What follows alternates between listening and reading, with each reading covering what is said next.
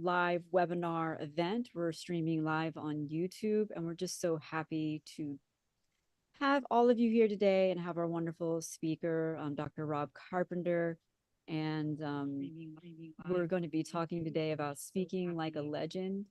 But before we get started, I wanted to share with you some information about speaking like a legend. But before we get started, I think you may need to just turn off there's a screen open. there was an echo. I heard it. I got it. I think I fixed it. So wanted to share with you some information about the Boston Congress of Public Health and our opportunities of like how you can better engage with us. So one of those main ways is through membership.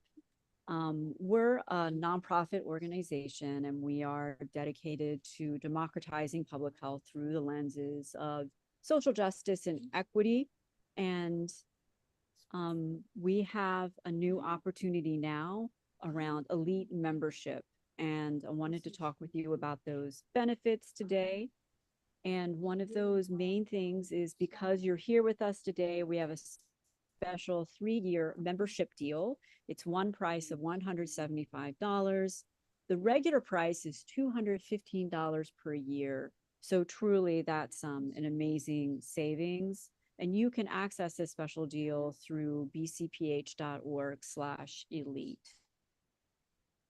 So if you become an elite member, you can benefit from unique awards and recognition for your work in the field of public health or aligned with it in terms of outstanding practice and distinguished career. And this is the first year we're going to be awarding those honors. We also offer opportunities to join a speakers directory. We have a number of grants that are available.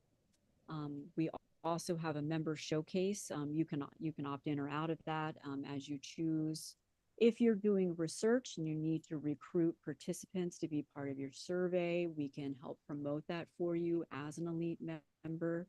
There's also exclusive invitations, first dibs to be part of our faculty on different opportunities that we offer in terms of training and the like. We also offer opportunities to promote consulting and mentoring. And there's obviously discounts for our other events as well. Dr. Lecomte, we have in the chat that people are not able to hear you. So if you could somehow change your audio. Okay, thank you for letting me know. Please let me know if this is a bit better. So in terms of BCPH, today, because we're having this special Saturday webinar, we are also offering folks a special drawing to win a free membership. So thank you very much for joining. And anyone who joins today, you have a chance to win that. Oops, I'm sorry. So, but thank you very much for joining us here today. And you can absolutely, stay in touch with us. Here is all of our places that we can be found online in terms of our YouTube channel where we're streaming live, as well as on LinkedIn, Instagram, and also on TikTok, where we have been able to accrue kind of a following. And then we also have our websites, bcph.org and BCPHR, which is our journal. Also, just to let you know, if you are someone who has been producing articles and the like throughout the year, we do have an extended expedited publishing that's going on right now. You can learn more of that on bcph.org. And then if you are someone who is under the age of 40, we have a recruitment going on for our awards, 40 Under 40 awards, which is going on. And you can learn about that on bcph.org. So sorry about that, everyone. So with that, Dr. Lecomte, sorry to interrupt again. Could you do me a favor, make me co-host, and then we need to open the chat. There's a few little logistics. Thank you, Cache, for making that aware. We will open up the chat. Let us know once that's available, guys.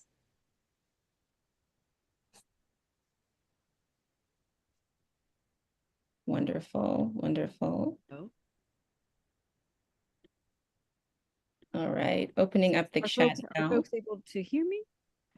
It's still very hard to. So maybe you just project your voice as loud as you can if you can't Okay. change any aspect of your audio. I don't know what's happening, but we'll do what we can. Of course, it's happening right now as I'm presenting live on on screen. But with that, I wanted to introduce our speaker today, Dr. Rob Carpenter. He's a #1 best-selling author, novelist, and social scientist, public speaker, and filmmaker who has dedicated his life to improving the lives of those around him after miraculously surviving a tragic accident. His works, described by critics as profoundly empathetic, have been featured in People magazine, the New York Times, Business Insider, and a variety of other media. He and his sister are among the first to graduate from college in their family. And academically, Dr. Rob, as he is known, focuses on the field of entertainment education, a cross-disciplinary mass communication subject involving not only all forms of entertainment and education, but also incorporating aspects of public policy, psychology, sociology, anthropology, and leadership studies. His main research interest is investigating how mass media influences human perception, behavior, social outcomes on cultural and political issues, especially issues involving race, public health, and mental and emotional health. His doctoral dissertation at the University of Southern California focused it on historical portrayals of people of color in entertainment media and the real-world outcomes these portrayals heavily influenced.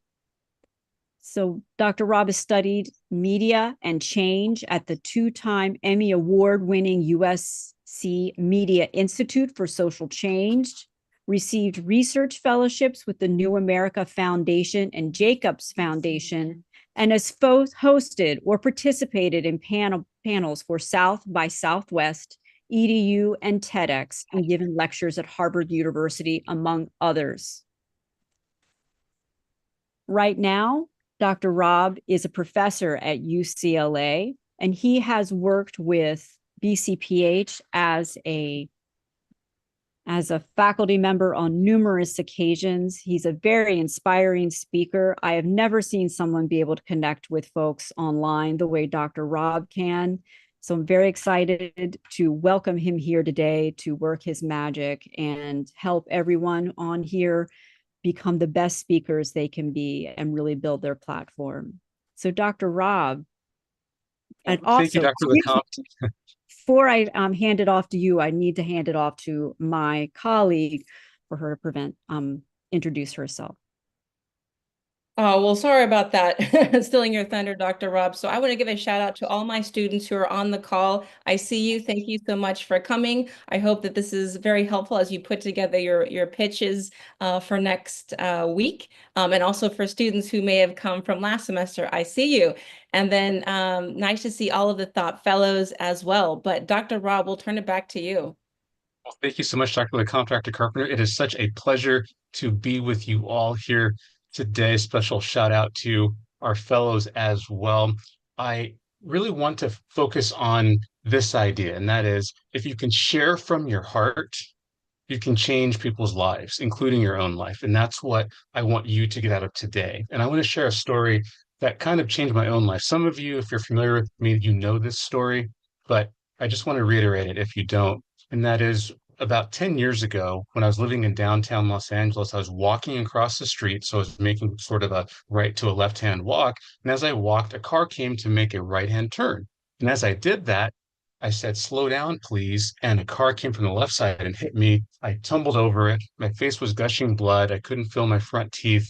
And the the ambulance came. I went to the ER, and they said, "You have facial lacerations, a skull fracture, and this is going to be very expensive." And in that moment, I realized that my life had been spared because the very next day somebody had hit in the same area and they didn't make it. And it caused me to reflect on why am I doing what I'm doing? Why am I showing up on a Saturday to communicate and articulate how to speak like a legend? It's because I am somebody who wants to improve and empower people's lives.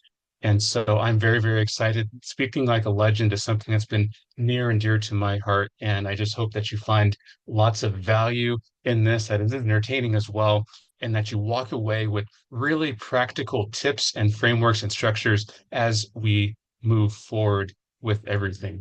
So a little bit about me, from what Dr. Reclam said, I am a UCLA communications professor. I've written 7 books, books like The Creative Leader and so many others, 9 screenplays. I've directed documentaries, been in the White House, served as a tech CEO and as LA Transportation Commissioner. Specific to today, I was a former speech champion for the state of California, as well as a top-rated debate champion in the world in college. And so right now, one of the first things you always want to realize when you're communicating publicly is to get your audience to speak right away. Usually you try to do it within the first 60 seconds, but you want that blood to be flowing so they can stay engaged and stay locked in. So what I'm hoping for everyone to do today is to introduce yourself, something unusual or interesting about yourself, and what you're hoping to get out of today. Now, you're not going to do it in front of the whole group. We're going to split you into pairs of 2, and we'll bring you back after about a minute or minute and a half. So Dr. LeCompte, Dr. Carpenter, if you want to send them out into their breakout rooms, they could talk about these things, and we'll bring them back and we'll move forward with today.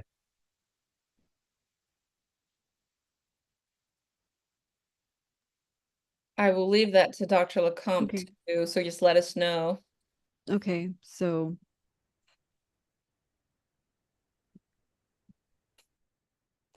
okay, I'm creating 13 breakout rooms, and everyone join one where there's for 2 people. So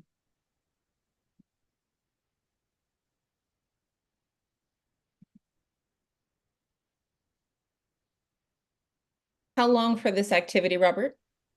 I would say give it about 90 seconds. Okay.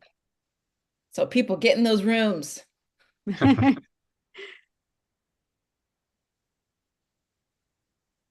see people clocking in. If you see 2 people in a room, go to one where there's nobody, or up. I see someone who's joined 3. Okay. So you should have something that shows up where it says join a room. Is that not, because that's what's showing up on my screen. I see all of Yeah. them in breakout rooms. Do you not see that, Sydney? Some people are not seeing it.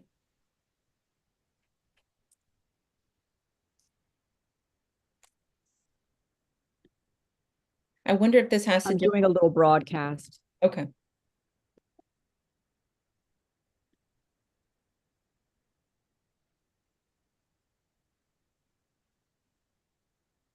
It might also be that you have to look at your lower panel on Zoom, and you may Yeah. have to click on more. It might actually be buried there and actually not showing up depending on what type of version of Zoom you have. I think that's definitely happened to me, like if I had like an older version and it wouldn't automatically pop up.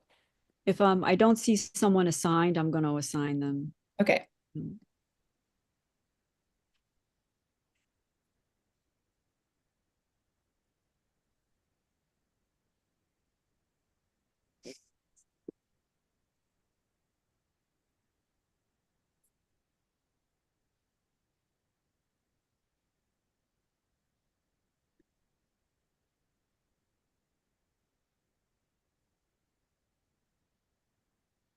We've got 4 in some rooms, but I think what happened is just that, yeah, certain people, if things happen simultaneously. So next time, let's just automatically assign rooms.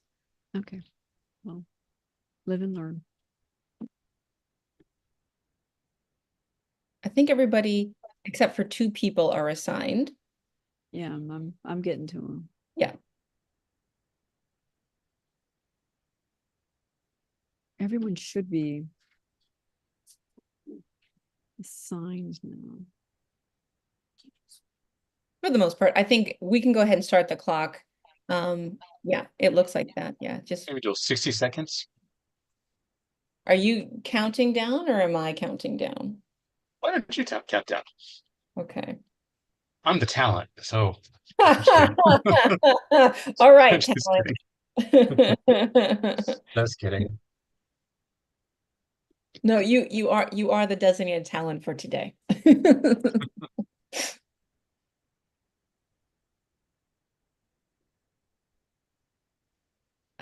Yeah, a number of my students have joined, so I was very That's wonderful. yeah. From two classes that I teach this semester, and then there's some from last semester, so.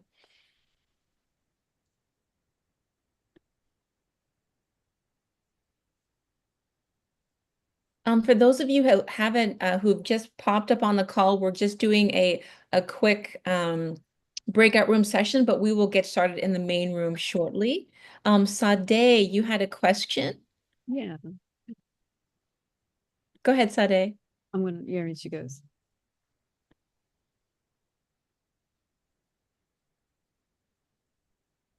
I'm not good. And no message, no pop-up, nothing. Did you just join or?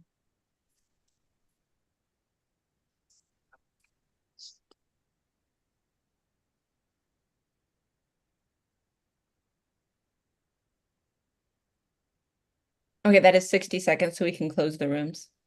Okay. Breakout rooms closing soon. All right. Yeah, so Sade, it could be that you just joined at a certain time and you weren't able to get into the room, but the other interactive activities. So once everyone's back, definitely let me know and we will keep moving forward. I believe we have a few people that still haven't come back. I think like it'll pull them back automatically in like a few seconds. They're having great conversations. That's usually what it is when people do not return from the breakout room. Yeah. I know I've been guilty of like letting it, taking it down to like the last second. Same here. Same here.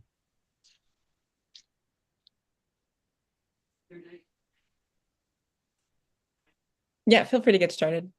Fantastic. Well, thank you so much, everyone, for getting involved and being interactive. I'm a very interactive type of professor and communicator. And as a speaker, you always want to interact and engage with your audience. And so I'm very, very appreciative of you introducing yourself and sharing just something that's really interesting about you. We're going to keep this show moving. And one of the things before we get started is there's a thing called the forgetting curve. And what this basically is if we don't take notes, we typically tend to forget. So within 1 hour, we'll forget 60% of what we've learned. And within a week, we'll forget almost 100% of what we learned. So feel free to take notes on the call for anything that strikes you, and we will go from there. So here are 3 benefits that you're going to have as you move forward in today's presentation and as you become a legendary speaker. So higher earning potential is one, greater leadership effectiveness is another, and the third is increased confidence and influence. So speaking publicly, whether for a large audience or in a boardroom or even during a meeting, is the #1 most sought after skill from employers. It is #1 soft skill. For example, I actually think it's a hard skill, especially in the age of AI and uncertainty, where we have to distinguish ourselves from the technical skills of AI and of systems that have been built. Most leaders say that it is their ability to communicate that makes them extremely effective. If you look at any speaker, for example, of a Fortune 500 company or a Fortune 100 company and listen to their YouTube, you will see that they are incredibly persuasive, incredibly eloquent, and that they were not born with these skills. They were not born with these traits. These are things that they learned over time. And so today, you're going to learn that public speaking is a learnable skill that will transform your influence and your ability to communicate privately and publicly. I'm going to teach you 3 different frameworks, 3 different models, 3 different formulas you can take away from today called the VIBE framework, the connection code, and the Dr. Rob speech structure. So you will walk away with those 3 formulas that you can use anytime, anywhere to dominate any room that you're in. And you're going to learn that public speaking is a simple formula. Einstein literally said, make everything as simple as possible, just not simpler. And so when we think about speaking, we're almost speaking to a 4th grade audience. And that's not to insult the audience. It's we don't know who's coming into the room. We want to make ourselves extremely understandable. And so public speaking is something that we want to have people remember us for. And so if we frame our communication, if we frame our ideas, if we frame our speaking in a very simple way, people are 1,000 more times likely to actually remember what we're saying. Think about professors you may have had, or think about speakers you've heard from in the past. If they were extremely complex and didn't know how to communicate with metaphors and analogies and stories, you tune them out. And so our goal here is to be simple and direct, even when we have complicated information, even if we have technical information. So I'm going to teach you how to do that. And the reason is it's because we increase our persuasive or persuasion ability by almost 100%. So simplicity will increase the compliance of our audience. They'll be more compliant to listen, more compliant to do what we want because we're keeping things simple. And so I put two photos or two images up on this screen to kind of give you a visual of this. So most people look at the calculus equation on the right, and I know we have a lot of very technical people here, but public speaking is not like calculus. It's more like 1 + 1 = 2. And so when you realize that it's just a simple formula that has been used for thousands of years, you'll say, that's it? That's what I was so terrified of? And you will gain so much more confidence. But unfortunately, folks do not know this. So they're freaking out. They're saying, I have to get called on in class. I have to give a speech in the boardroom. I've got to give a talk before an audience of 50 or 100 or 1,000. What am I going to do? And so we're going to alleviate those fears today. What's interesting is Dr. Carpenter, and for our wonderful thought leaders and scholars on the call, statistically, people are more afraid of speaking publicly than they are dying. He's done so many different research studies. So as Seinfeld said, literally, people would rather be in the casket than given the eulogy. And that's absolutely crazy because they don't know the formula that I'm going to teach you here today. And so almost 8 in 10 people experience anxiety around public speaking. And so if this is you, know that it's natural, know that it's normal, and know that it can be overcome. And here are a couple of famous folks who had incredible, and even have in Beyonce's case, speaking fear. So Gandhi, for example, who led the Salt March in India, the great nonviolent leader that he was, would throw up before his speeches. But he brought down the British Empire, even though he was fearful of getting up there speaking. Beyonce as well. The Queen Bee's on tour right now, and that lady can sing, she can dance, she is a cultural phenomenon. But you ask her to speak publicly, and she doesn't want to do it. She's visibly nervous at awards shows. Likewise, looking at this panorama of people, Warren Buffett would throw up before his speeches. Jay-Z is visibly nervous as well. Steve Jobs, you see in the top corner there, he would practice over and over and over, not because he wanted to be perfect, but because he was so afraid. Sigmund Freud could not be heard. He would whisper in front of an audience. So he said, I'm going to write my ideas instead of speak. You look at, for example, Nicole Kidman, she's very nervous. And Adele literally has not only been known to throw up before a concert, but she'll cancel shows because of the stage fright. And the good news is, though, these fears can all be overcome with the formulas that you're learning and with practice. In fact, Warren Buffett, of course, in the upper left-hand corner, said that he took a Dale Carnegie course. Dale Carnegie, of course, wrote the book, How to Win Friends and Influence People. And he said that this speaking course changed his life and made him the influence that he is today. So I'm going to break down that whole course that he took over many, many weeks, and I'm going to simplify it into this short session for today. Interestingly, Dr. King was never afraid of speaking publicly, but he took a speaking class like this one, and his professor gave him a C+. Can you believe that? They said, you speak with too many metaphors. Even when he was young, he was talking metaphors and dreaming this and dreaming that. And they said, you don't know how to speak. Clearly, the professor didn't know what they were talking about. And just a kind of interesting side story. So the day before, he was scheduled to be one of 10 speakers at the March in Washington, 1963. He'd written his notes out. He'd written his speech out in the Willard Hotel, which is next to the White House. He went in his Cadillac to the mall in Washington, and he's giving his enunciated speech that he'd written out. And the audience, and he was a 10 performer there, was tuning out. They said, who is this guy speaking too many metaphors? He's too complicated. And then there was a singer behind him. Her name was Mahalia Jackson. You know what she said? She said, Martin, tell him your dream. and he ripped I Have a Dream, all impromptu. And we know him today. I don't know if we would know him today, or at least not in the way that we do, without Mahalia saying, tell him your dream. In other words, the lesson we can learn for all of us is speak from your heart, Martin. Tell him how you really feel. And he spoke that dream, the same dream the professor gave him a C+ for, but America gave him an A+ for. So the good news is when it comes to speaking, we can reduce our anxiety by 50% through rehearsing our speeches, and we can become 35% better according to research as well. So they've done so much research on this. So we have to understand that practice makes permanent and practice makes progress. And so you probably don't know this from today, but when I was younger, I was so fearful of speaking publicly. I'd literally put cardboard up to my face if I had to be seen in front of a classroom. And it wasn't until I literally got in front of the mirror and I started rehearsing I Have a Dream and Kennedy's speech in the inaugural address and Lincoln's Gettysburg Address and all types of speeches that I was able to make myself better. I forced myself to do that. And there's a great book that you see in the right-hand corner called Lend Me Your Voice.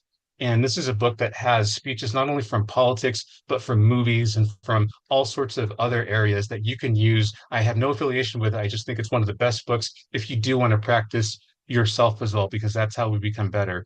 Practice makes permanent. And so I want to give you 3 tips before we get into some formulas of how do we specifically reduce the anxiety, the stress, the overthinking, the fear, the what if they judge me? What if they, and basically it's rehearsal. And when I say rehearsal, I mean we are standing loud, we're using gestures, we're articulating, and we're not trying to be perfect. We're trying to flow. You don't have to be perfect. All you have to do is be sincere. Some students sometimes ask me, so what is the top tip in public speaking? Only speak what you know, or excuse me, what you believe, not what you know.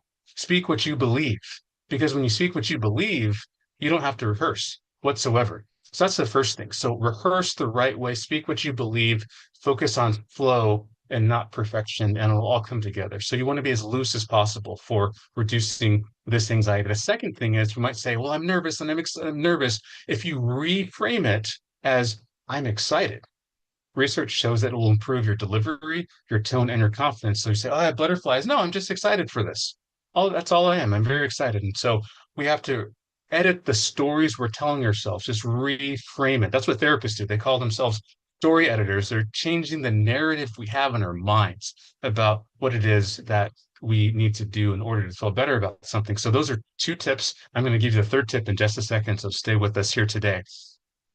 This is the biggest thing that I want to teach you today, and I'm going to repeat it several times so that I can really kind of underscore the point. And public speaking is all about how we make people feel, how we make them feel emotionally, how we make them feel about us that increases our trustworthiness. It's about how we make them feel that increases our persuasiveness. And it's about how we make them feel that increases our effectiveness. So feelings and emotions and how we talk to their hearts, how we mirror their hearts, are whether they're going to see us as persuasive and whether they're going to want to listen to what we're having to say. So people will say, well, but I have so much content and so much knowledge. It's still about how do you make somebody feel? I'm going to show you how to do that here in just a second. And so interestingly, and I know we have some amazing Harvard alums, and the BCPH came out of Harvard, and the Harvard Law School has been able to articulate this amazing framework called the 5 core emotional needs. And this applies to public speaking. It also applies to argumentation and debate. It applies to conflict resolution. It applies to so many different kinds of things. And basically it's this: we have to make people feel that they are appreciated, that we are acknowledging where they're coming from, that we're acknowledging their feelings, and that they are valued.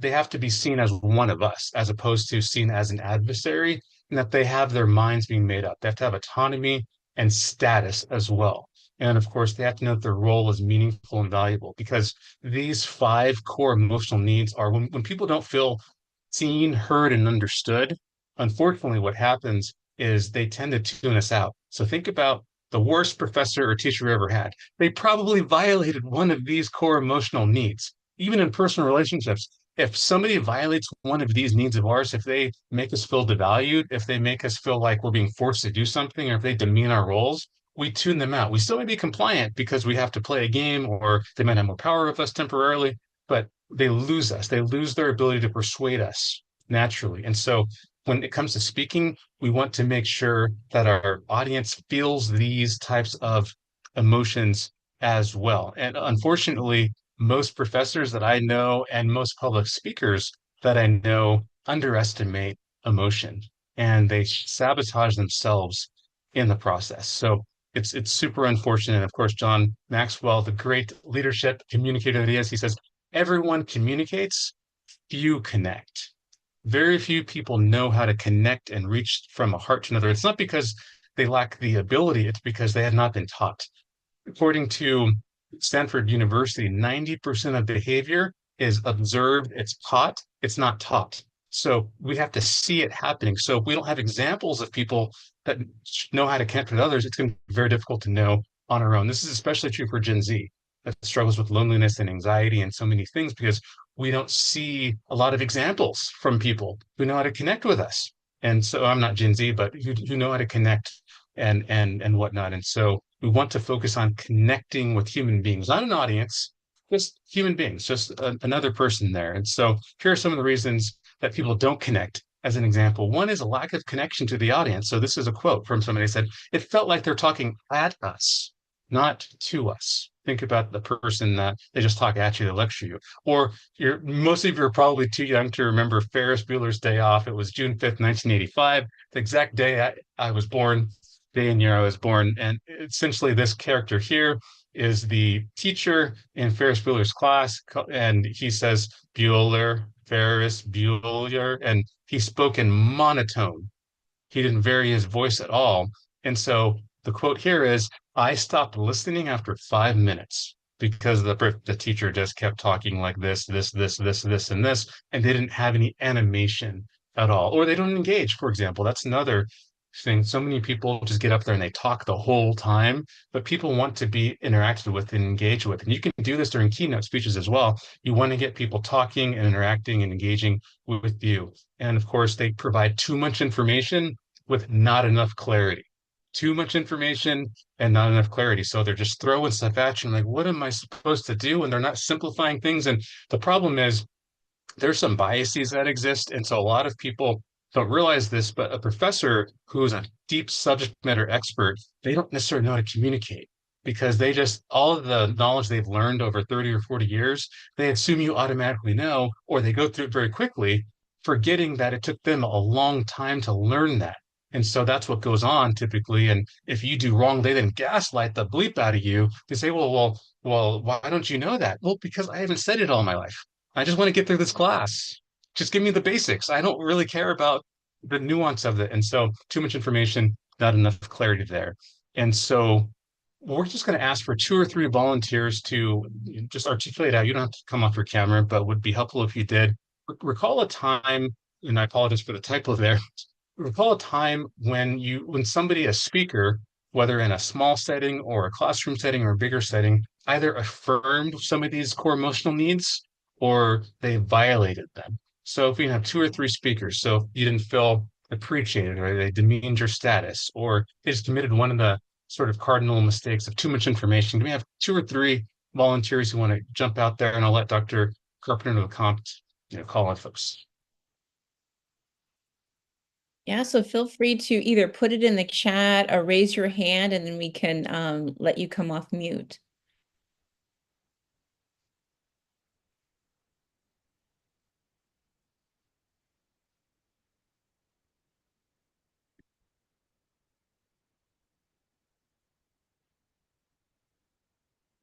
How is the chat looking? Look at the chat here. We are quiet so far, so people might be thinking. So the task is again, is there a time anyone recalls where someone either violated or the opposite, affirmed a core emotional needs of yours, a classmate, or a colleague?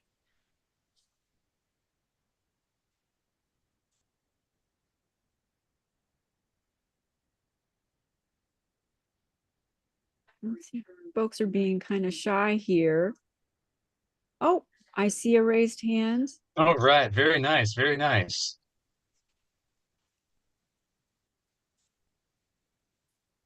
So would you like to share?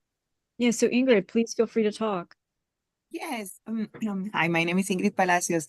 I do a lot of public speaking, not because I love it, but because I have to, because of the role I have in my organization. So I don't have like a perfect answer to this, but the emotional part and these the core emotional values that you guys are teaching, which are so important. And I've been identifying myself on that because I know when I'm too tired and I have to do a presentation, I kind of have to go by memory.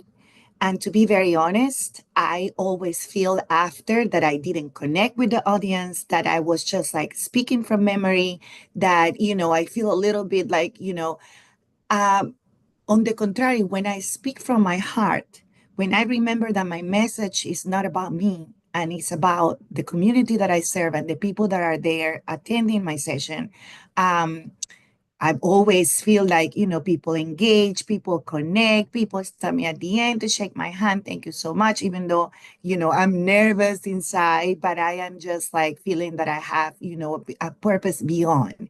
And so it's not exactly answering the question, but since there was nobody else and I had something to say, I raised my hand. I hope it's valid. No, that is beautiful, Ingrid. That is absolutely what we're looking for.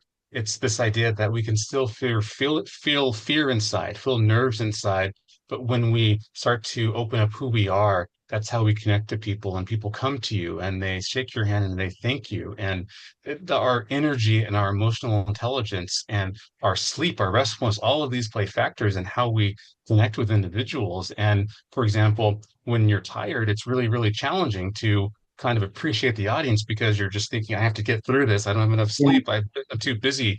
And so I think that's a beautiful articulation of what we're sharing here today. So thank you so much for that. I truly, truly appreciate that. And we've all been in those situations where we are very, very tired, or know if I'm very tired, I'm not able to connect with my students or audiences versus when I am actually really excited. It's funny because we all know the great Tony Robbins, and Tony Robbins, he will put a mini trampoline on the outside or backstage where before he's going to speak, he jumps on it to get his energy up because he wants to be able to connect. So I really, really appreciate that.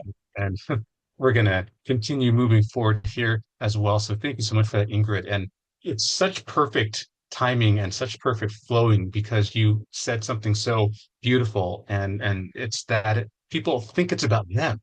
Public speakers assume it's about what I'm saying or how does my hair look? Do I have something in my teeth? Is my zipper down? Are they going to like me? Please tell me, please like me, please affirm me. And the funny is, the more we make it about us, the less we're able to connect with individuals. So we actually have to make it. Yes, Oh, sorry, what's that? sorry to interrupt, Dr. Rob. We have Janelle Johnson. Is she able to just hop on? Because she did have her hand up for a little bit. Oh, yes, I'm so sorry. Absolutely. Please Oh, go, no Janelle. worries. I don't see the hand, so I apologize about that. Yeah, there Oh, she is. oh, no worries. Okay, so I have I guess it applies. I've been teaching yoga for some time, and the nervousness I totally understand because even after 15 years, the first I want to say 30 seconds before I walk into a class, I get a little bit of nerves. But within the first 3 breaths, we're all good.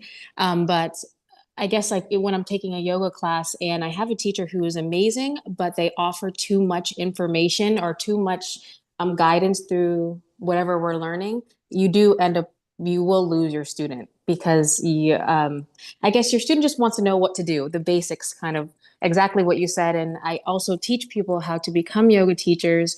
And that's actually one thing that I teach them is make it as simple as possible because people just want to know where to put their hand and You where must to be put their incredible. foot. No, you I love that statement. And you must be an incredible teacher and mentor to really show them that because so many people have never learned that lesson. And so I'm really glad that you shared that in terms of really being able to help people move forward. And it's even after 15 years, people still get nervous for some of these things. Even Bill Clinton says, former president of the United States, he sometimes still gets butterflies, and that's okay. And they go away right away. Sometimes I even get butterflies if I'm speaking for a large group for a minute or two beforehand. And when I get up there, it's like, okay, I'm in my element now. And so nerves are totally okay, but knowing that speaking simply, connecting emotionally, and having a framework, having a plan in place, it's all super helpful as we move forward. And so what's interesting is, like you said, Janelle and Ingrid, when you make your audience the hero, this is a way to connect with them emotionally. And this is a third way that we reduce our anxiety.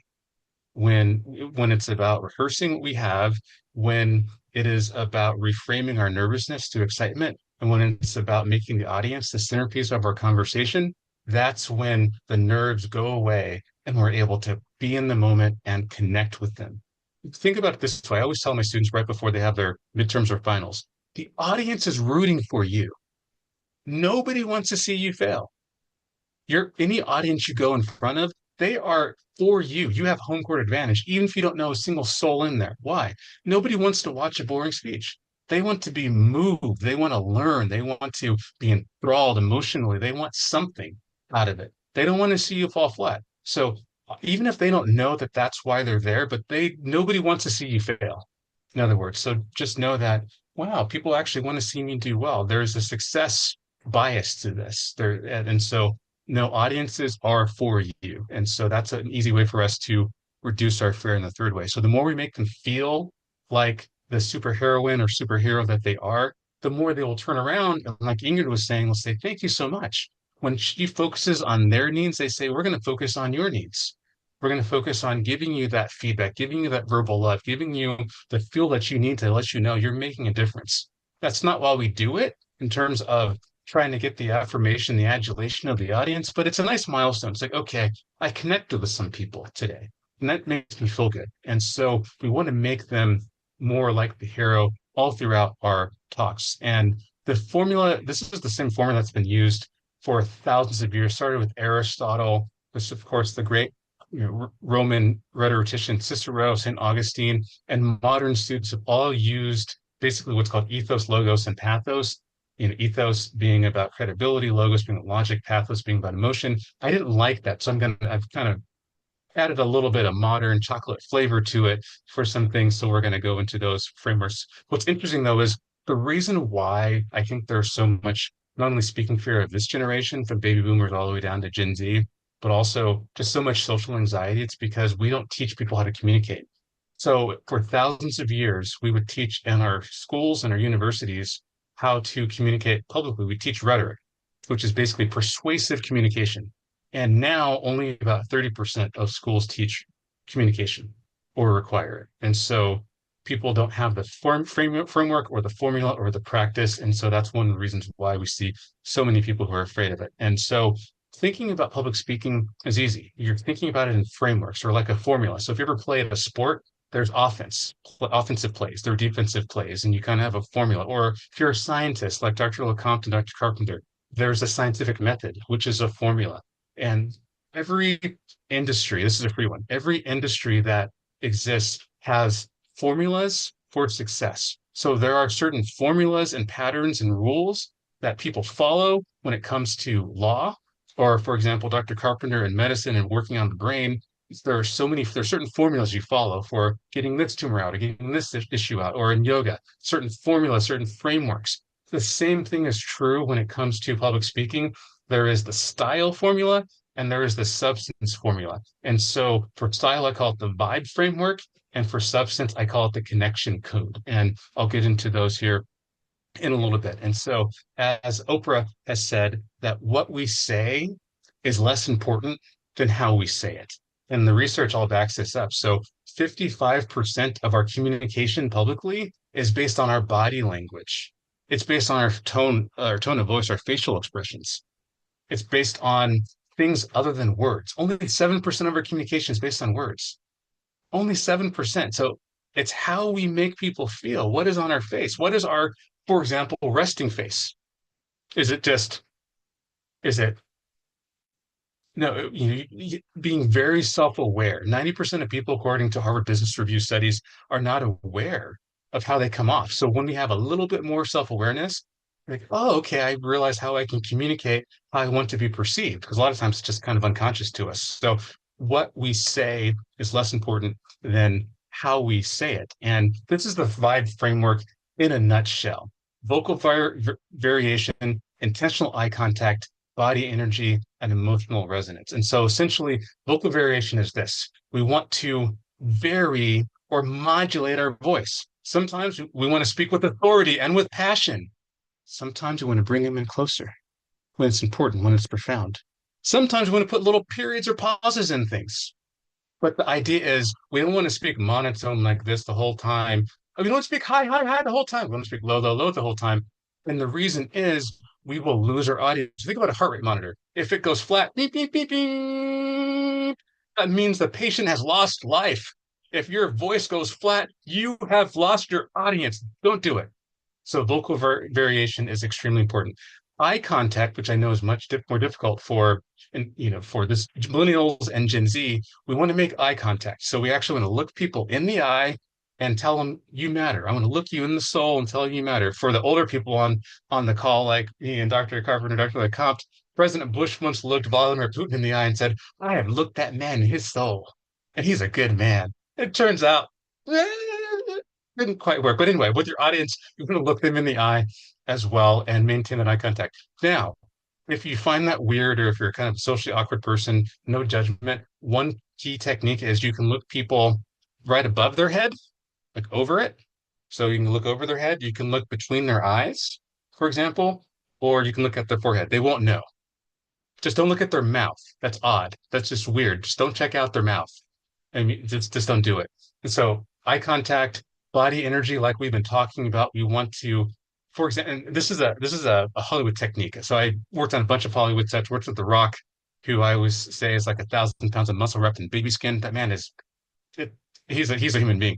Okay, so he comes with body energy. Tony Robbins comes with body energy, but we want the energy and the gestures to match the stage. So in Hollywood, they don't have grand gestures.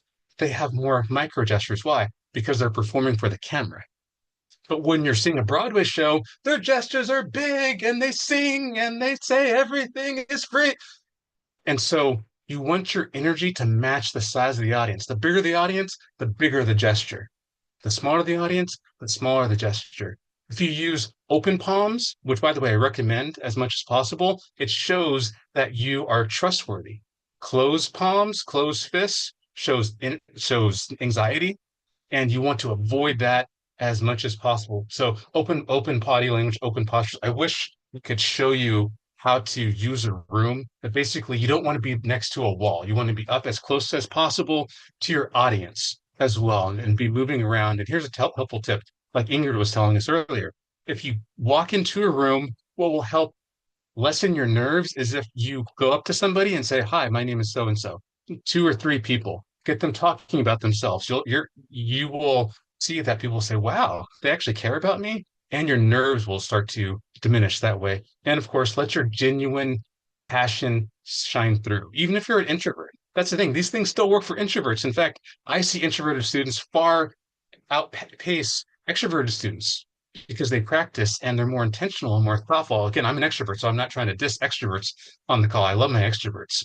And so you can still let your passion, you can still let that come through as well. So emotions are key. When you bring the energy, you can literally change people's insights. And I'll go into the science of that here in a little bit. You can change their brain chemistry. I'll go into that a little bit. So these are a couple of speakers who have done this before, who understand the vibe. So Simon Sinek, for example, in the upper left-hand corner, he years ago came out, became famous, said you start with why, but he was such an incredible communicator because he knew how to use his body, how to use body language, how to use his tone. President Obama as well. President Obama, for the young people on this call, and I know you probably were born when he was president, nobody knew who this gentleman was before he gave one speech. Not a soul. I remember he gave a speech. I called. My sister was like, "Who is that chocolate brother? That man's going to be president." And yes, he was. And it's because he understood body language. It's because he understood vocal variation. He knew how to look people in the eye and be sincere. And he brought his passion. And of course, Brene Brown, who everybody loves a little bit, Brene, and the late great Steve Jobs did this as well. Even though Steve was always very nervous, but he learned how to perform for an audience. He learned how to use his emotions for an audience, and they rewarded him for that. And so Dr. Carpenter, do we get video for this? Because I was going to show a couple of video examples from Hollywood, and I don't know if there's a delay. We get them? Okay, so what we're going to do now is we're going to look at a couple of great examples from Hollywood, and then right after, we're going to practice these examples in pairs. So you will literally have the speeches from here, and you're going to be able to practice them and perform them. We're going to see the real thing first from a couple of my favorite movies, and just watch his vibe, watch his vocal variation in Independence Day first, watch the eye contact he's making, watch his gestures, watch the emotion of this. And by the way, anybody who knows anything about Independence Day, it actually wasn't named Independence Day, it's called ID4. And when they did this speech, they literally said, because he improvised Independence Day, it said, we got to call this Independence Day. So this is the movie that changed that title. Of course, it's a huge blockbuster to this day. He got his inspiration from studying political speeches. He studied I Have a Dream, he studied Bobby Kennedy, he studied many others. So here we go with this first one.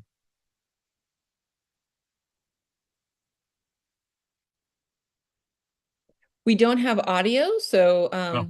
let's just check on that, and then you may want to expand it as well. Oh, we don't have audio at all? No, we can get it, but let's just make sure I'm not hearing the audio. Oh, you're not hearing it? Sorry for the computer hearing the audio. Oh, I think you're on mute. I think you're still on mute. I don't know why. I don't know why the audio is not It could sharing. be the way you're sharing. So maybe if you unshare your screen and when you go back into Zoom, like make sure you change your audio. Oh, Yes, I see. you might have to do it from your side. Okay, so I've stopped sharing. And Yes, I and you go, may share your sound. now I can share my sound. We'll just have to do a trial and error and see. It's share Well- the video clip, and then on your side there should be, if you go to more, you should be able to see share audio. Got it. What I think I'm going to do is we can skip the examples. We'll drop those in the chat because the more Okay. important thing is for people to be able to move forward with with this practice. So we're gonna go back. I love me my Canva. Here we go. Okay, so the next thing we're gonna do is, even though we don't have the examples, are if you can see in the chat, I have dropped a couple of things. One is called Independence Day / Double Wars Prada. Are you all able to see that document? I shared it again for Oh, you fantastic. to make Thank you sure so it's much. like fresh in the chat. Fantastic. Thank you. So Thank you what for we're being gonna here, do, Mary. what we're going to do now is if you want to split people into pairs, and the whole idea is one person is going to perform the Independence Day speech in short. The other person is going to perform the Devil Wears Prada speech. And the reason we're doing this is because we want to not only rehearse how to speak, but we want to imitate the best speakers before us. So typically what happens is we imitate people initially, then we develop our own style over time. And so this is an exercise I actually always give my students. I always have them do political speeches. I always have them do movie speeches. We do all sorts of speeches about yoga. We do all kinds of speeches because we're practicing and rehearsing. So Dr. Klump, whenever you'd like to send them away, maybe for about Okay. a couple of minutes. And the idea is, again, you're not reading them, you're performing them. This is permission to be a ham. It's okay. We're here. This is a positive environment. It's a safe, supportive space. And so this is how we get better.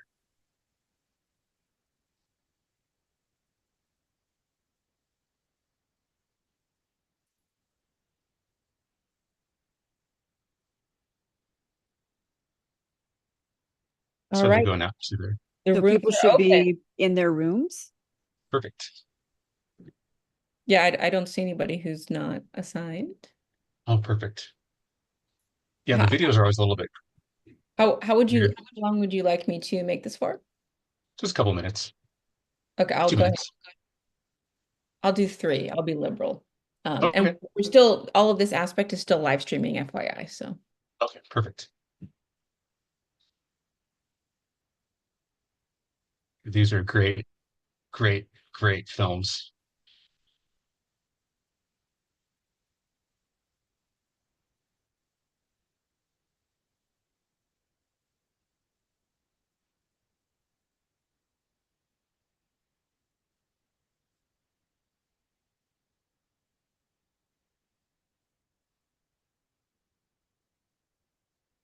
There's a couple people who are just by themselves, so I'm adding them to a room with other people.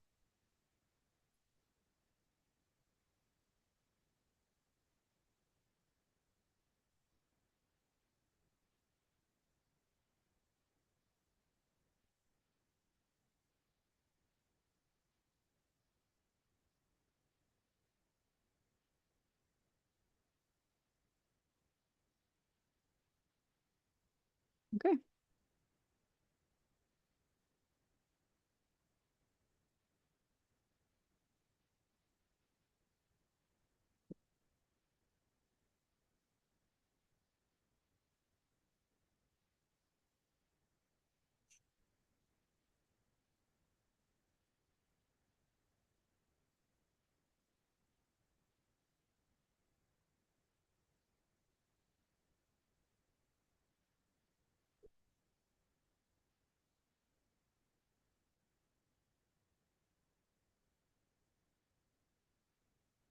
I debated whether to give them the humorous ones, but I thought I didn't know the group that well beforehand because there's some funny ones, but you kind of have to know them before you give them the funny ones because people won't know if they're supposed to be serious or if you're sincere about it.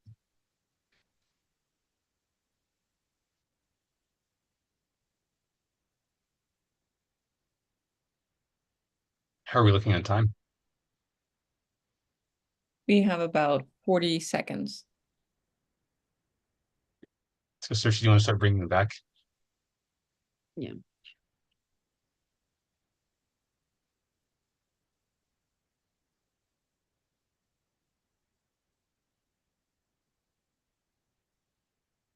Outreach. Oh,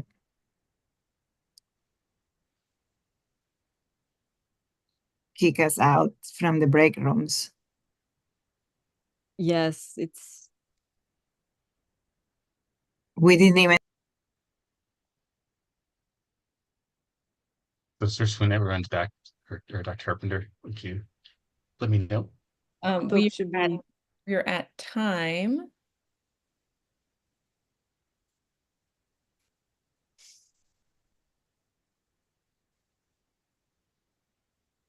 I think people are back. I think they're back. Are you? Let's see. Yeah. Everyone's back. Fantastic. Well, thank you so much for that opportunity to practice. Again, just to repeat that when we practice, even simple exercises like this, it reduces our anxiety by up to 50% and increases our effectiveness by 35%. So just repeating those points that the more we do this, the better we become.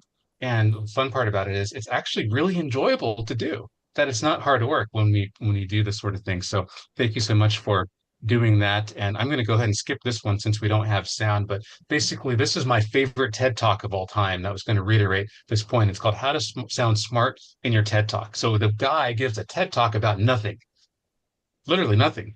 And his point is that you can use gestures and vocal variation and body language and movement in order to tell an incredible speech without actually saying anything.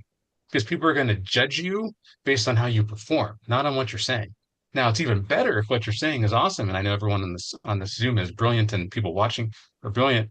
And so but his point was we also have to focus on the style. We have to focus on the vibe of it so that it can connect with modern audiences. So it's a fantastic TED Talk.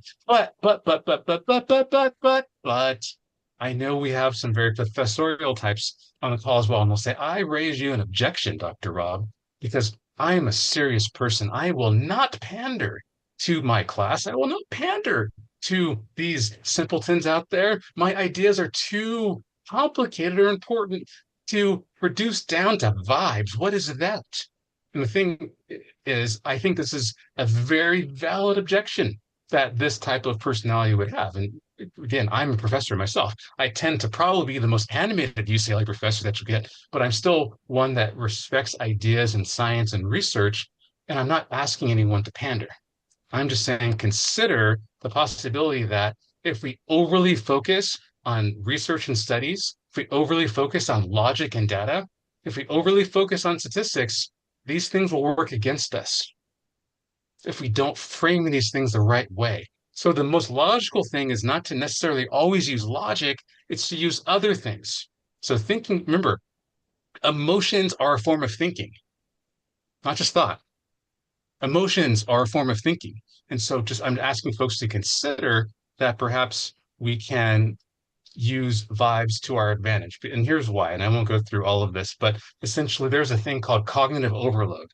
And so when we data dump on people, whether through statistics or through studies, people's prefrontal cortexes go all scrambled, like your brain, it's like a frying pan on an egg on frying pans. And so people literally can only take so much information.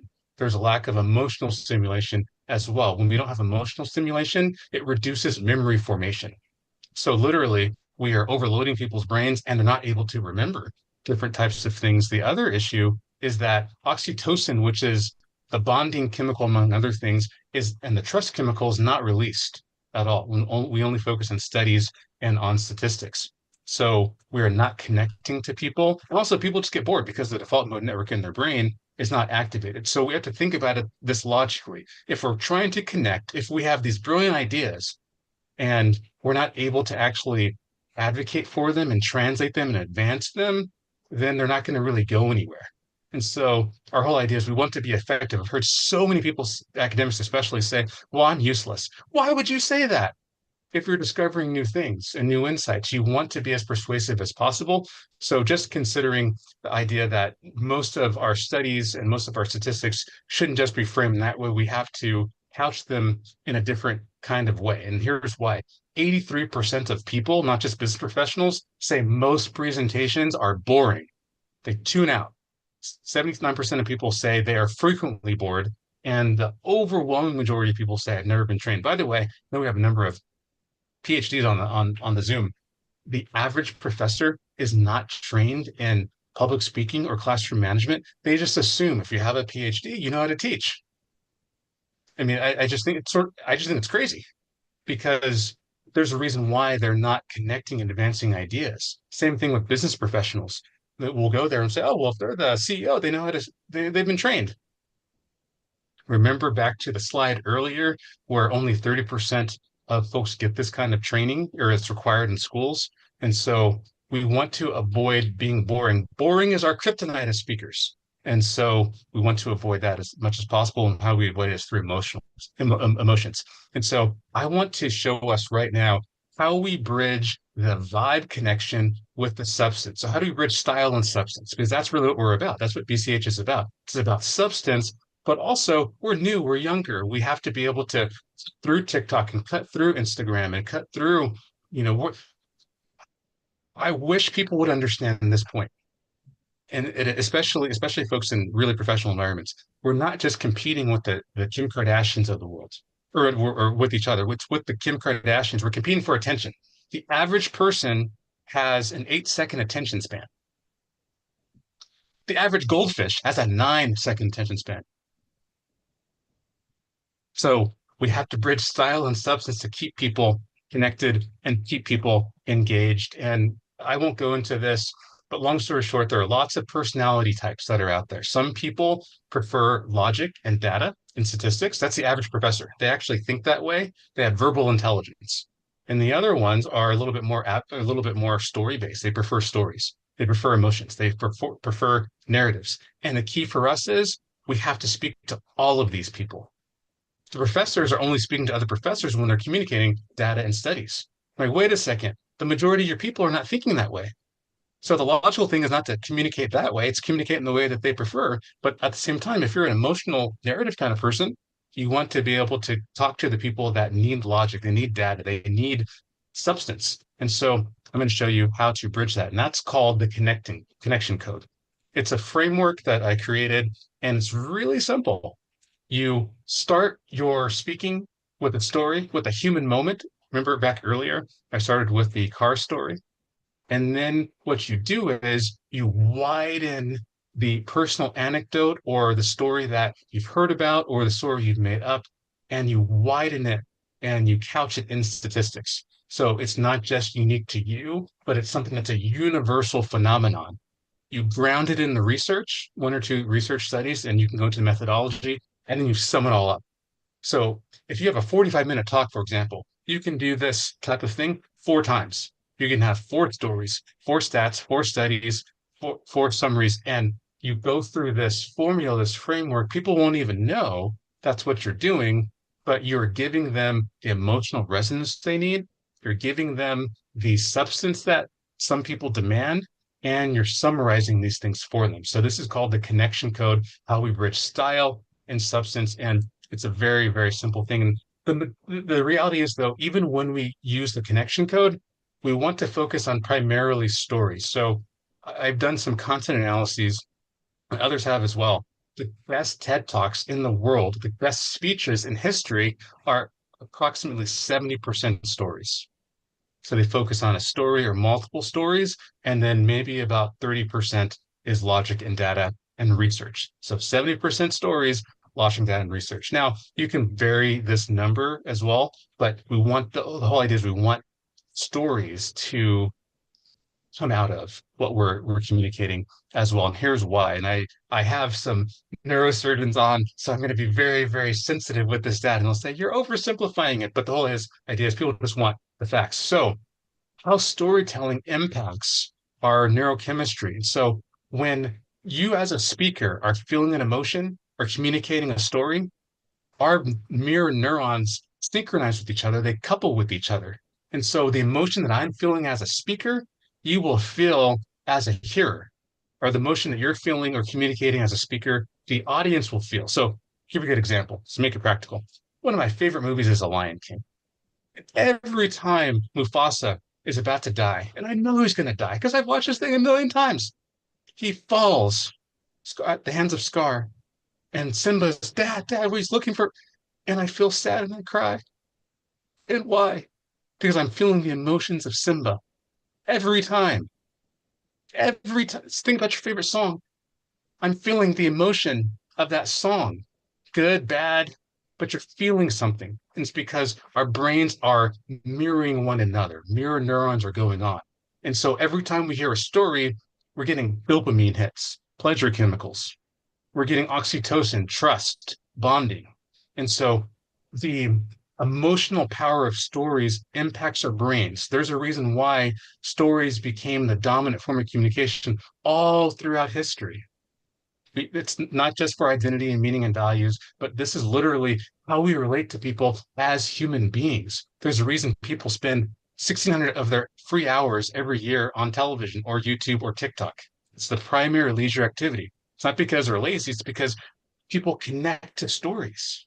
Same thing with audiences. People want to hear stories. And so that's why we want to focus on them. And so, for example, a couple of stats here, 90% of content shared by universities are statistics and are data and logic, and they're forgotten within 10 minutes typically. Whereas if you do and focus on stories, 90% of them will be recalled, those statistics couched in those stories. And so it's just absolutely phenomenal. So literally, statistics and facts and data and research are 220% more likely to be recalled when they're said in the context of a story. So think about a journalist's formula. So every journalism story you read, they start with a little anecdote, and they go into the actual meat, the substance, the logic. Sometimes they're statistics, sometimes they're studies, but they always start with the story. The greatest books as well, they always start with the story for every chapter. And it's a formula, it's a thing that people employ because they want to bring people in. So we want to start with stories as well. And when it comes to the amount of time, the greatest speeches that typically have these stories are typically 18 to 22 minutes. That's the typical TED Talk. Most people start zoning out after that period of time, unless you put a story in there. When you put a story in there, you can literally have somebody's attention for 45 minutes if you're constantly renewing a new story, a new pattern. And it doesn't have to be a long story. It could be short, but people, they can't just have facts and logic and data because most human brains don't work that way. And so we just want to be, aware of that. So this is the speech structure, which you also have in the chat as well. And it's basically called my winning speech structure. And essentially it's a 7-step process that you can use to win any audience, anytime, anywhere. And so it starts with title. So you want a TikTok friendly title, a Twitter or X friendly headline that is short and sweet, especially if you're putting it on TikTok or YouTube. And you always want to start with a powerful opening statement. It could be a rhetorical question. It could be a quote from a speaker. It could be a story. It could be a metaphor. It could be a question. So, for example, I talked about if you want to speak from the heart, you can change lives, including your own. Just you got to bring people in right away. Always bring them in. Think about what is going to capture their attention. Then, of course, you want to tell them what you're going to tell them. And then basically the meat of this is ideas 4 through 6. You can't really see here, but they're repeated and you can see in the document that I've attached. So the meat of it is this. After you get through your opening statement that just grabs them and basically says, people want 2 things. They want to be entertained or they want to learn something new, or preferably both. And so you grab them right away and then you transition to tell them where you're going with it and you present your idea or your story. And you can then back it up with data and facts and with logic, and you give them a so what type of thing. And in any context, you give 2 or 3 of these types of stories, statistics, and studies, you literally will win over almost every single audience. I've had my students at UCLA do this, and it goes from the most feared class, public speaking, for example, to the most beloved class at the whole university, because like just follow this structure, plug and play. And it's like peanut butter and jelly. Put that jelly in there and make it work and make it yummy for everybody. And so this is the speech structure, which we'll be practicing here in just a second. And so this is how Dr. King did it. Literally, he applied this to, I mean, obviously he passed away many decades ago, unfortunately, but this is how it's applied to this structure. Title, I Have a Dream for America. Opening statement, 50 years ago. So they spoke a little bit differently, but he was quoting Lincoln. He's quoting an audience that knew the great emancipator, his transition, but he said, but we're still not free. He transitioned and then he went into the idea of segregation. He went into unity and urgency. He went into hope. He went into so what? And he led with this emphatic conclusion, let freedom ring. It was poetic. It was rhythmic. It was emotional. It was repeated over and over. By the repetition, it's funny because in essays and in papers, we're told never to repeat ourselves. But in speech, repetition creates connection, repetition creates belief, and repetition creates transformation. We want to actually repeat ourselves 2 or 3 times in an actual speech, especially our best line, because that's what people will know. And that's what makes our speeches just normal to something that takes them to this next level.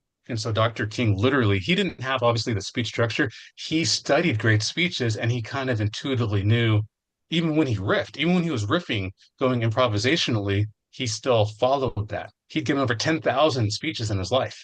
And so this is how that applies there.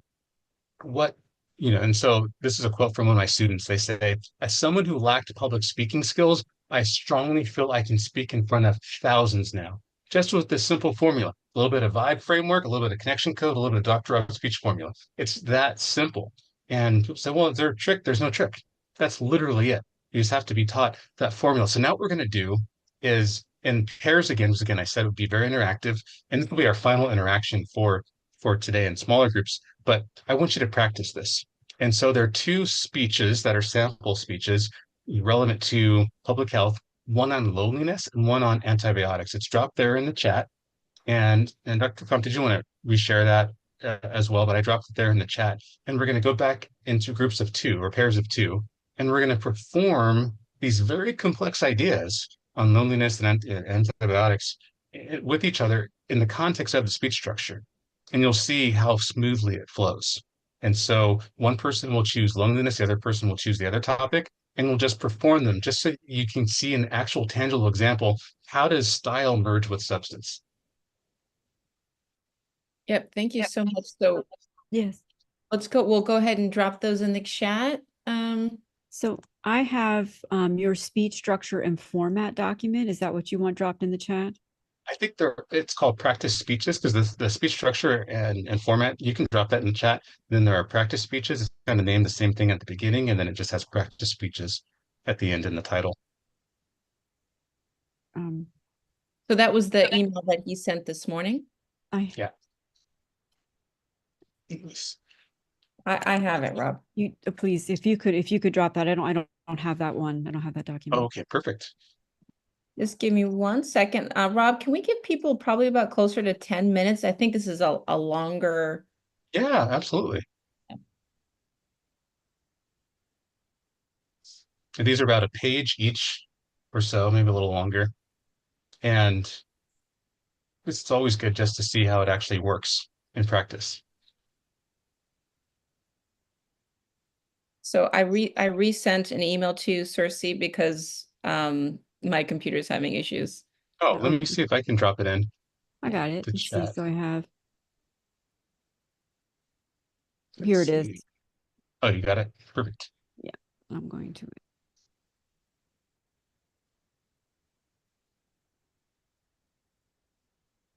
Bear with me.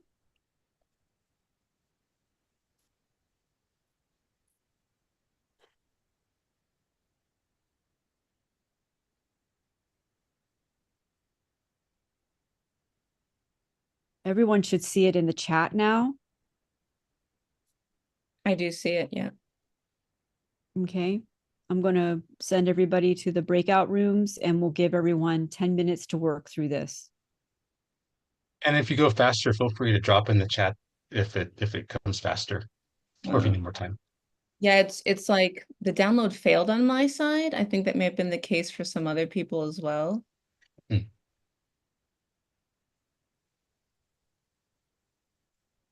Alternatively, do you have these on a Google Drive that we could just send the link to the Google Drive as well, Rob?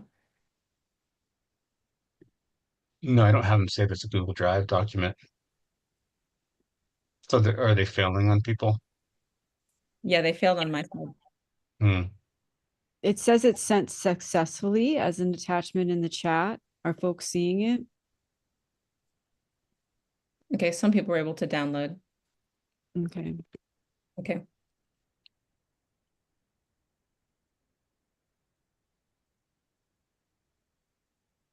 Wonderful. So if you want to start that time. I think it's downloading for some people and not for others. others. Hopefully, you're put into a group where it has that someone is able to download it, and then we will open up the breakout rooms. If you hold on just one moment, I might be able to do something as a workaround. If you aren't able to get it from the chat, I'm placing it here as a download link.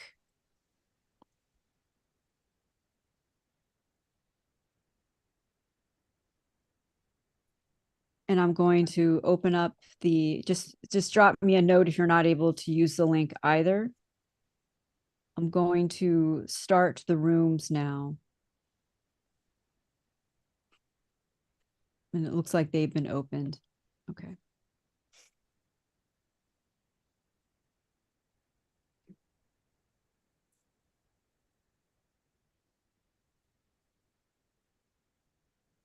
I'm going to broadcast the link. I will go and set the timer, Rob, for 10 minutes.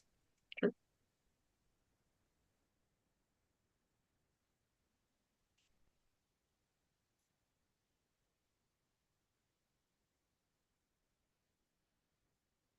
was reading this great book and I just think it's amazing. It's great. These slides look so nice. Oh, thank you. Yeah. Yeah, I spent a little bit of time on it because I think that it's funny, I never used to be a slides person. I used to be somebody who would just want to communicate with my voice Mhm. and communicate with my words. And wasn't until I started teaching that I started to go to slides because I realized that people have different preferences and that it's just much easier to have those visuals. And I actually think it makes us more organized too when we're leading classroom sessions or workshops, because you don't have to, after they're done, you don't have to practice as much. You just, We're still streaming, so if you're comfortable, but maybe not. oh yeah, no, it's okay. I think we're in the age of authenticity, so people kind of like the behind the scenes and what are folks talking about. But yeah, The slides were super fun. And actually the template that I made them off of was from the Creative Leader, which I created a workshop for. And so I said, oh, we'll use that for this. Well, that's a resource for those who are watching the live stream. So Yeah, I'm really appreciating, both. I find it interesting that you called the 4 S's the connection code. Because vibe makes sense, right? But why not call it like the 4 S's or S to the fourth or That's a great question. It's not thought I've given to it because I initially used to call it S to the fourth or S4. And I think that heuristically and mnemonically that it makes more sense. It's easier to remember in terms of connection code. Mhm. And so that's the reason I called it that. But I'm still open to changing things. But essentially, I wanted it to be a broader thing than beyond kind of substance and sort of say, okay, how do we connect with almost every type of thinker and learner out there? And so we do it with stories and statistics and studies. And I do this in the context of not only public speaking, but also in the context of presentations, where when students follow this framework or presenters follow this framework, they always hook the audience right away and they always keep things engaged because I think people really need structure. And I think that's the biggest fear of public speaking is people don't have a structure. And so therefore they're afraid because they don't know if they're going to ramble or are they going to go with things, but you realize, oh, I can organize my ideas and just kind of literally plug and play. I can write out in this formula. And of course, you don't necessarily have to follow that formula. It's just the best to optimize connection with people. But it's also really easy to do. And I've seen students, they never fail whenever they use the framework because their ideas are good and we just have to kind of tell them where to go with them. It's like, okay, well, you have a lot of energy, but we need to make sure you're on the right road. So let's put you on the right road and just run instead of, okay, you need to get to the beach. How do you get there? Yeah, you'll figure out your way. I know you can run faster. You have a lot of energy. You got to get them on the right road. So, okay, go to this road, make this left-hand turn, go here, and boom. So Rob, I had a question. When you were talking about the way to engage audiences through movement and being very energetic and how to make eye contact, do you see that as part of the practice of speaking or as part of like creating your speaker persona that engages with audiences? That's a Or good is question. it two sides of the same coin? I think it's, yeah, definitely part of the practice of speaking where everyone has different kind of levels and not everyone wants to go to the Tony Robbins level because that man is unnatural in a good way. He's just so much energy and he's got ice baths that he normally gets in the morning. And, but I think it's just one of those things where we just have to come on as our most energetic self, our most gesticulating self. And that's going to look different for everybody. I think some people are going to be bigger and some people are going to be more natural. But the idea is we want to be comfortable, just not stiff. And so when we know we're not just frozen there or behind a lectern or looking at a presentation board, that when we're more making it more about the audience and we're mindful and aware of things, we put in a little bit more effort for that. But again, it may not be Tony Robbins, and that's okay. It's whatever you're comfortable with because it'll still connect with people. And so we don't have to come with a 20-year-old energy to something in order to connect with them, but it just allows us to come with more intentionality and when we're aware of how these things impact people. No, fascinating. Thank you for sharing that.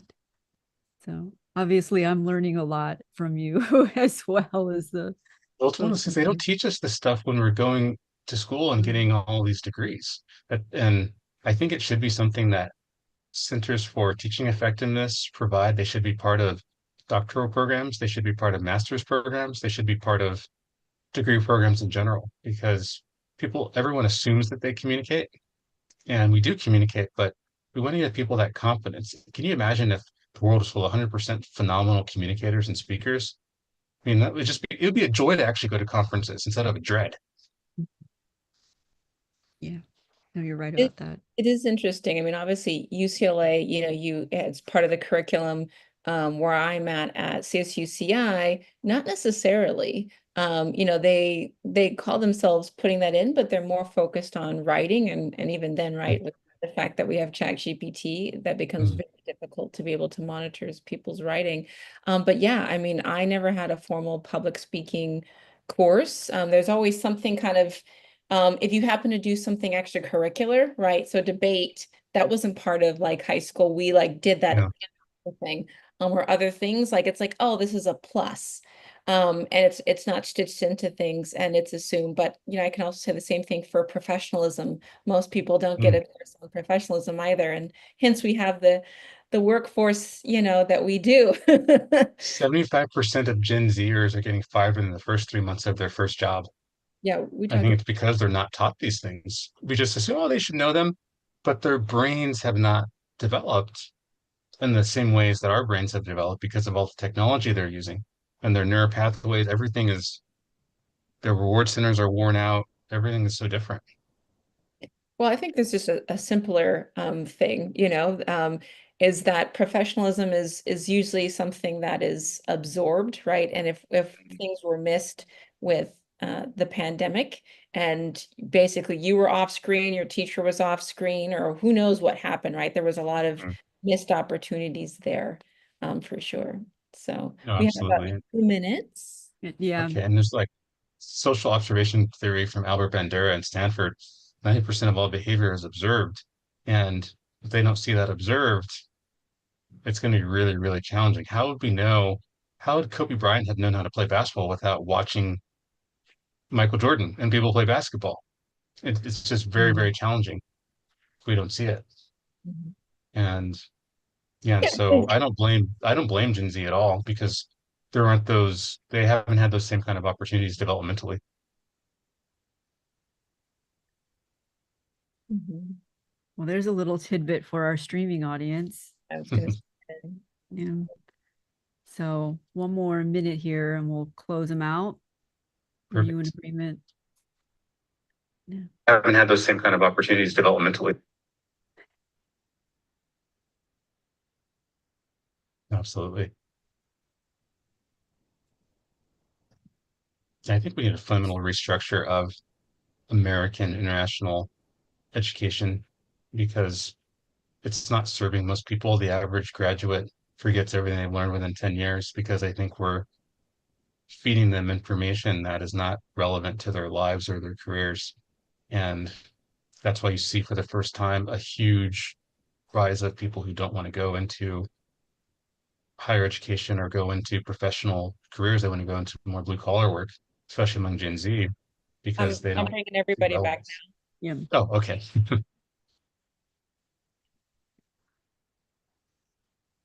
Thank you, Dr. Carpenter. Well, fantastic. Welcome back, everyone. Thank you so much for participating in that. And I just want to open up the floor for folks to get your reactions or feedback to how the speech structure works in the context of specific ideas and specific stories and what you learned from it or what you felt. So if we could have any volunteers that want to kick us off here and we can unpack it together. All right, we have a couple raised hands. So Asia, I will go ahead and allow you to speak. I just loved how empowering it was and the ability to kind of play with it and add in the inflections when necessary. I thought that that was really cool. I think that it was something I was given a little bit ahead of time. I would have had more of a chance to like kind of know when I was going to put those inflections in. But overall, it was really powerful and to me really impactful. Like it wasn't just about the data and the statistics being presented, but I really could relate to the outcomes, the issues, the problems, everything along the way. So for me personally, it was really relatable and I loved the structure. I felt like it was engaging and intriguing. Fantastic. And you're absolutely right, Asia, where when we have the ability to practice it 2 or 3 times and we know exactly how to perform it, and we see a subject that a lot of people would essentially go at in terms of it being kind of dry, like loneliness, and think about, okay, well, this is a big issue, it's emotional, and we can frame it in a way that is going to really engage with people. And so I'm glad that you were able to see that and see how for your speeches and your presentations and just in general moving forward, when we frame it this way, all the feedback that you are giving it in terms of being powerful, that's what people will say about you. They'll say, and Asia, what an incredible communicator, because you are. And this is just literally, it's just a GPS. That's all it is. It's just a GPS. You already know where to go. It's just kind of helping you navigate there. So thank you for sharing that. So right. Rob, we have Robert Stevenson. Oh, wonderful. I Question. love the name Robert. It means bright fame. Thank you. Yes, a couple of things. Everything you said, Doc, is pretty much I was sharing with a couple of people in the breakout room when I had a chance that the kind of work I do, I'm from Washington, D.C. I work with the D.C. Department of Health. So I usually go to different churches, centers, senior citizen facilities, youth facilities, the city jail, and I talk to groups of people. My particular specialty is substance use disorder and mental illness. So I was sharing with the young lady earlier that for me, I have done quite a bit of them, maybe about 500. So I don't consider myself expert. I consider myself moderate in doing it. But one of the things that and you mentioned it, I did not have the structure that you had. Let's say I had it, but I didn't know it according to the way you presented it, right? And it was through trial and error. Like I said, I'm a person with lived experience. I tend to know my audience. I tend to have a lot of passion and respect for them. And it seems like when I'm in front of them, they respond well to me. I'm very one of them kind of people. I tell people I'm old school, so I'm like a person that hugs. But basically, I move around a lot of the room. I'm moving my hands. And it's like you said, it's like they can feel what I'm saying is genuine. And believe it or not, I'm at the point now where people are always asking, send Mr. Stevenson, send Mr. Stevenson. So it's something that I really enjoy doing, Doc. And for me, based on my lived experience, it's a kind of expiation for some of the crazy stuff I used to do. But I know, I'm sure you understand. Thank you. Well, thank you, Robert. I really appreciate that. And kudos to you. And thank you for the work that you're doing in DC. It's desperate, it's God's work. So we really appreciate that. And you are, I would call you an expert. I'd call you a pro. I'd call you a master. You could be running this master class because you've lived it and you've experienced it.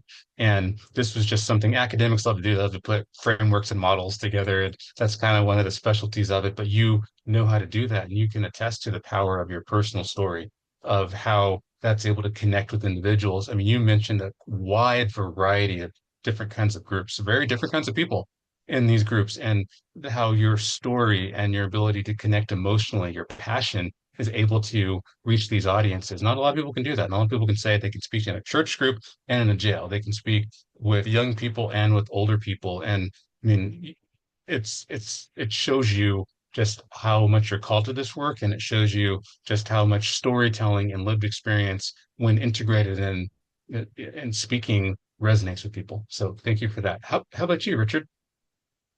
I just wanted to say that my partner in delivering, we didn't get a chance to debrief after while she was reading. She did a great job reading it for the first time. And the structure of 3 stories with that conclusion emphasizing really held my attention and conveyed the message really, really well. So kudos to you, kudos to my partner. Well, thank you for that fabulous feedback. And it's always so challenging on these Zooms, how much time to give or not give. So we apologize for not giving more time. I actually want to give less time. So kudos to Dr. Carpenter for wanting more time. And so I normally do most of these in person. And so I really, really appreciate it. And yeah, this structure is able to just, it hits the high points, the low points, in between points, and it just works. And when we have a structure, it gives us confidence because you're already experts. Whatever field you're in, you already bring the knowledge. You already bring a solution that people need. You are an answer to somebody's problem somewhere. And so this is just a way to help showcase that. It's like, oh, yeah, I have this solution and this is just the packaging. It's like, okay, how do we get it to people? And this is one of the most effective ways. So thank you for sharing, Richard. I have a quick question, hop in there, if that's okay. So many of you may or may not know this. So BCPH is in its 5th cohort of the Public Health Thought Leaders Fellowship. And so we have many of our thought leader fellows on the call. So I have a question on their behalf. How can podcasters insert this into their techniques, right? Especially if they're interviewing, because I myself am sitting here thinking, how can they actually do some of these things? Oh, can you say that one more time? I'm so sorry. Absolutely. How can podcasters utilize some of these techniques? I think Vibe makes a lot of sense, but in terms of the stories, statistics, studies, how can podcasters incorporate that, especially if they're interviewing one or more people? Yeah, absolutely. So let's say they are interviewing somebody. We always want to focus on a couple of things. One, we want to get them to talk about themselves and their story and their why. Sort of like Simon Sinek was saying, what is their why? Why are they doing it? And then often will be connected to a personal story. The other thing we want them to focus on is their future. And so and that's always recommend if you have somebody, even if they've accomplished a lot in the past, always ask them about where are they going next. And they're often going to mine stories to tell you that. And so I would say focusing primarily on stories and almost serving people up an alley-oop for getting them to answer questions that they're comfortable asking. So one of the things I teach is how to ask different kinds of questions. So you can ask questions from a lawyer's point of view. You can ask questions from a therapist's point of view. You can ask questions from a journalist's point of view. You can ask questions from an academic's point of view. You can ask questions. I mean, there are different kinds of ways. And when you're thinking like a journalist as a podcaster, you want to get them to ask questions they're very excited to answer. And usually those are stories. How did you get here? Where are you going? Tell us about a time tell us a time when this other thing. And so you want to focus more so on stories. Now, if you're communicating out, let's say it's on an interview, then you want to still focus on stories and you can integrate some statistics, integrate some studies as well. And so it's just being organic and it's developing those storytelling skills and techniques. Excellent. So that it sounds like it could probably go both ways for the person who's the podcaster and they're interviewing the people, but then also for the audience, or excuse me, for the guest speaker, that the guest speaker can be prepped to speak more so in terms of stories as well. Yeah, it'll keep your audience's attention.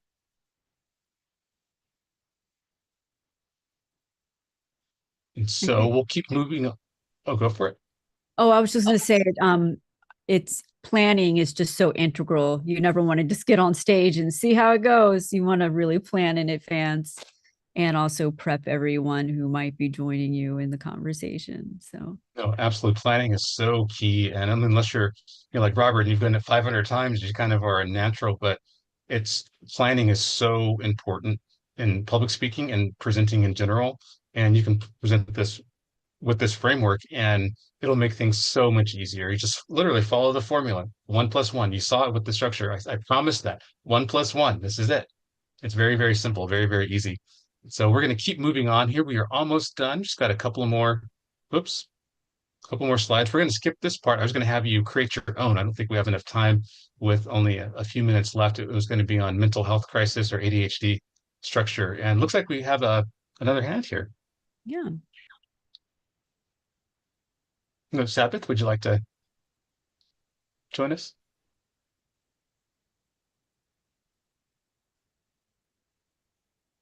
You're off mute, Sabath.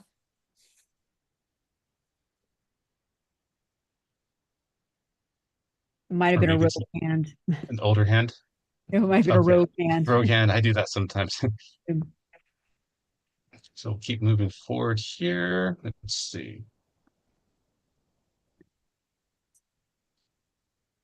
My computer has timed out. This is essentially the end of it. So I want to thank everyone for being on this call. It's an absolute delight. Remember, we talked about how you can focus on vibes how you can focus on the connection code, how you can focus on using a framework in order to connect to different kinds of personalities, in order to really be empowering, in order to reduce the kind of fear and reduce the kind of nerves that naturally come with public speaking.